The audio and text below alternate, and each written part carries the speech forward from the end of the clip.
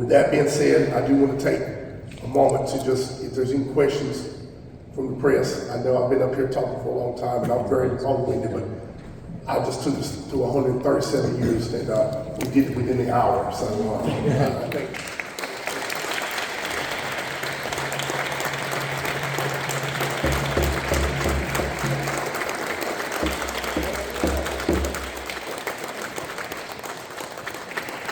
At this time, are there any questions from the press? Yes, sir. In the Senate hearing in November, I believe you described one of your ancestors that was part of that group in 1888. Yes, sir. So how full circle is that for you, and what do you think he would have to say about what's happened the last few days? Man, you know, I think, well, first of all, I think you'd be very happy with just how much progress we have made without it. And at the same time, I think you'd be very happy, you'd be very proud. He'd probably say, I cannot believe it took 138 years. And we'd say, yeah, that's how fast the federal government moves. But I think he'd be very happy today. You know, we never know what we're doing today, how many seeds we're planting today, and where those seeds will officially blossom. But that's, he planted this seed, right, in 1888, and it actually blossomed yesterday. What was his name in relation? Solomon Lowery Jr. He was my great-grandfather. Good question. Any other questions? Yes, ma'am. So you mentioned, of course, consultations and things that have to be laid Yes, ma'am. before anything can really take place. So what are those first steps for the Lumbee Tribe moving forward? Yes, ma'am. Well, I was actually, I actually took a little tour of the Department of Interior yesterday, and thankfully the Assistant Secretary of Human Affairs, he was there, and so we spent just a moment with him talking, and also the chief of staff, which were very gracious to come out and just meet with us for a moment. But we will have to have conversations with them. I know that they're already building an internal team at BIA to work with us, and so we have to build our own internal team here as well to be in those negotiations and discussions and stuff like that. So the good thing for us is that we are a lot further along than I think some of the other tribes are who have recently been recognized. When you think about this whole entire governmental apparatus that we already have established here, I don't think it's going to be as heavy of a lift for us as it could possibly be for others. I may be wrong, but it is us just having to understand their policies, understand their programs, understand how financing works, and then understanding that we know the do's and the don'ts. So, but once again, we're going to learn this. We're moving forward. They're building an internal team to focus on Lumbee. We're going to build an internal team as well to make sure that we have our folks talking with them, and we will walk on this journey together. Thank you. Yes, ma'am. Yes, sir. Mr. Chairman, where was this ranked in the history of the Lumbee people? Oh, man. Where do we even start? Top.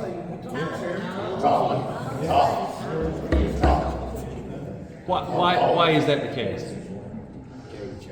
Because we've been fighting so long for this to happen. So long for this to happen. That's the reason why. I have 2 master's degrees. Both times it took me three years to get both of them. I think that was a long journey. You're working, and finally you graduate, right? But the whole time you can see graduation day. You knew when graduation day was coming, right? We never saw graduation day. We never saw when it was actually coming. And to know that we finally graduated, to know that all the papers and all the studying, it's amazing. But I do think this is it. This is the high point. But I challenge our people that this cannot be the highest point there, right? That's right. We got to keep it strong to the next high point. But absolutely, this is the top, brother. Yes. And I hope our people soak in. I hope our people, I hope our friends, I hope our neighbors soak this moment in. And I hope our people take the time to enjoy this moment. I tell people when they get married, I say enjoy that day because it goes by so fast. You build up, all of a sudden, bam, you get married, you get to the family circle, and you're like, wow, I just got married. And you don't stop. And so I hope our people will just stop and just enjoy these next few weeks and soak it all in. and really enjoy and understand the magnitude of what just transpired for our people. Yes, sir. You and I talked about this about a year ago. We knew this was going to happen. So with that being said, you have a lot of people, is there any strategies or changes that's going to be made to anyone that is now trying, that needs to be a part of the Lumbee community as far as membership goes? Will anything change, or how would that work? So no, sir. I mean, there's no change as far as how we do enrollment. Our enrollment policy is what it is. I think the tribal council did some slight modifications a couple of months ago, but that's something we do. Throughout the years we modify here and there. But right now, enrollment's closed because we had an election, and we currently have a court case dealing with the election. So I'm just assuming, okay? I'm assuming that we can't open the rolls until that court case has been solved. Now, one thing we have to learn, we know that the Secretary of the Interior has to verify our rolls. We got to figure out what that verification means and find out if that has a play on when we can reopen our rolls. If it doesn't, I see us opening our rolls as soon as this election outcome is finished. But if there is a process with the Department of Interior where they ask us to keep our rolls closed until they finish verifying, then we will keep them closed until we can reopen them. So short, there's no changes, but we don't know, but we do anticipate opening rolls, but we need to make sure that now that the Lumbee Fairness Act is passed, that if our rolls need to be closed in consultation with the Secretary of the Interior, then we'll keep them closed, but if not, we will reopen them once this election issue has been finalized. Two quick questions for you. Yes, sir. You said your father passed, correct? Yes, sir. What would he say about yesterday? My father was like a lot of other fathers. He was a big believer in me. He was my hype man, and I appreciate that because when we were growing up, he wasn't always my hype man. And there was a lot of times we didn't see eye to eye, and there was a lot of times we went a long time without speaking to each other. But as I grew, and as he grew, he became probably my biggest fan. And my dad told me numerous times, he said, "This will happen upon you." And so, and of course, like that's a father talking to a child, right? But my dad would have said, "I told you so. I told you. I told you. I told you it was going to happen upon you. God put you here." That's what he would say. And then he said, "I'm tired. I'm going back to the hotel room." My second question is the importance of healthcare, Yes, to the access to healthcare to the Lumbee people. Absolutely. I do believe that the biggest benefit that we will receive as a tribe is in the health services. So for our people who do not have health care insurance, or our people who have high health care insurance, they will be able to work through Indian Health Services to get services provided to them. And we will also be able to work to actually start providing services as well through Indian Health Services. And the one thing that's going to benefit us the most is that we already have a lot of healthcare workers among our people. See, a lot of tribes, they get their recognition, and then they go to provide services, healthcare services, and they have to go outside the territory. They have to go to other states. They have to bring in the workforce to actually do this. Well, we're in a good place because once we do start to provide their services, and I mean, we can do everything from building a hospital to specialty care, local clinics. We will have that ability. We will have that ability as we move forward. So access to care is going to be very vital for our people, and as long as we do it right, as long as we plan right, we'll be in a position to provide health care services, and we will also be in a position for our people who lack access to actually now have access. So that to me is the biggest benefit our people is going to see is the health care benefits that will come out of this. Yes. During the launch party when I was there a couple of days, I saw so many young people out there.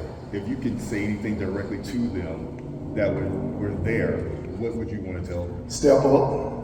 Step up. Step up. I was the youngest tribal council member elected. I think I was 24 at the time. And it's time for them to step up.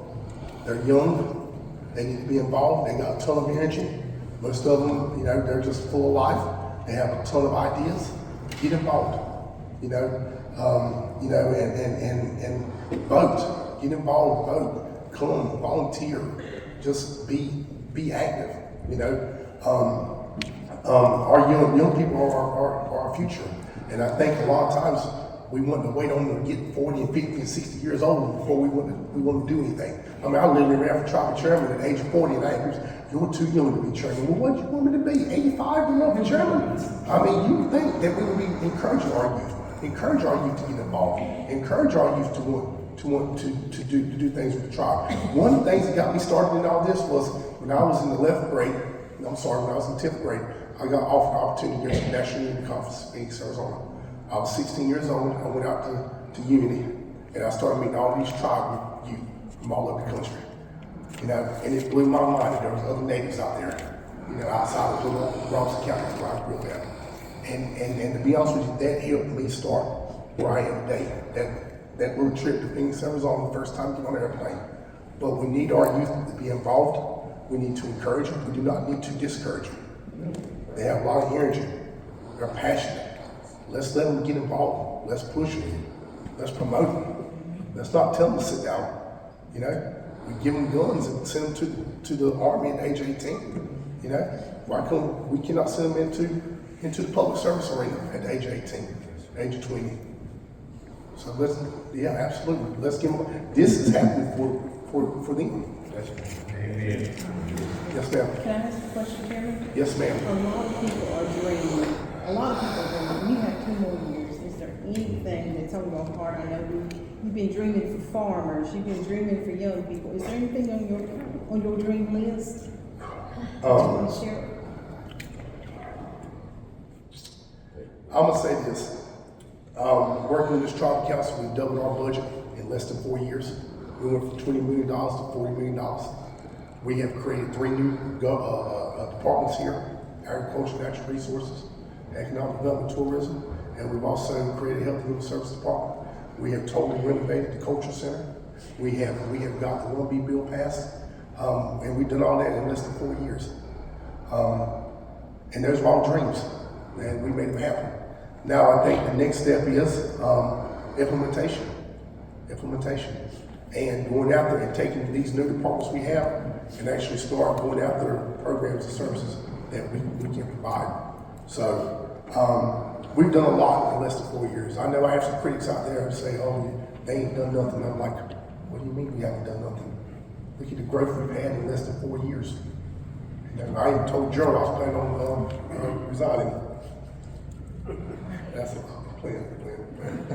But yes, ma'am, we have a lot to do, and the next 2 years will be implementation. And then I look forward to handing this thing off and going to rest somewhere. Good question, Ms. Tasha, tonight. Yes, sir. Sir, let me make an observation and then a question. Yes, sir. A lot of us were here for the watch party the other night. And when it became obvious how this vote was going to turn out, I saw people laughing. I saw people crying. I saw people running around. I saw people shouting. From where I come, we describe that as camp meeting. I would just like to ask you, what was it like to be there and watch it happen? What was your reaction? What was it like when you knew this moment was going to become real? Great question. We were all in the Senate gallery. I think there was 75 of us in the gallery, I think. And they told us that we had to be quiet, that we could not speak. And to be honest with you, I'm pretty much of a rule follower. But at that moment, I was sitting there thinking, what if I do shout? I mean, you have that thought, right? Like, are they not going to pass the bill? So as we're watching it all unfold, and we in the gallery, we didn't know the vote count, or at least those of us who were slow to get through security. Now, I have heard from some of the first folks who got in there that they were counted. But for us who were coming in, they were already voting. So I did not know the vote count. And what's crazy is, you know, you think about 1888 and 1956, all that stuff, the people there actually living for the people home. Well, guess what? The people home actually living for the people there, you know? So we're just sitting there, you know, we're listening and we're listening. And well, Senator Tillis he was talking to some senators and they would turn around and they would wave at us. You know, we would wave and stuff. And that's always a good sign, you know? And then we saw Senator Tillis walk up to the chair. And they're talking, and the whole time I'm like, what's he doing, you know? But you hear the A, and you already know it's gonna pass. Like, I mean, you knew it. And then Senator Tillis, the guy who was in the chair, who was presiding, he gets out the chair, and Senator Tillis gets in the chair, and that's when I knew it was over with. And he gets up and he says, you know, he calls the roll. He had a little orange piece of paper, and he calls it. So he went up there and asked the guy. He says, I've never asked to preside over anybody's time. He just told me that. He said, but I want to ask him if I can agree. And so, but you know, we had Senator Mark Wayne Mullen. He waved at us. Dan Sullivan from Alaska. He waved at us. Tim Scott. He waved at us. So there was quite a few who told about, you know, waving at us and stuff like that. So, but we was just, it was, and so it passes. You can see the quietness, the excitement, and then Senator Tillis came in and he said, "Come on, let's go." And I mean, he was tearful. We were tearful, and we walked all the way back over and we got in there, and believe it or not, as we're walking, Senator Tillis says, "I need you to find up the pastor. I want you to find somebody to pray for us." I said, "Absolutely." And so when we got back to his office, by the way, we took up the whole first floor of the Dirt City Senate building for like 2 days. So we packed the rooms, just running everything. Yes, I just did say pack the rooms.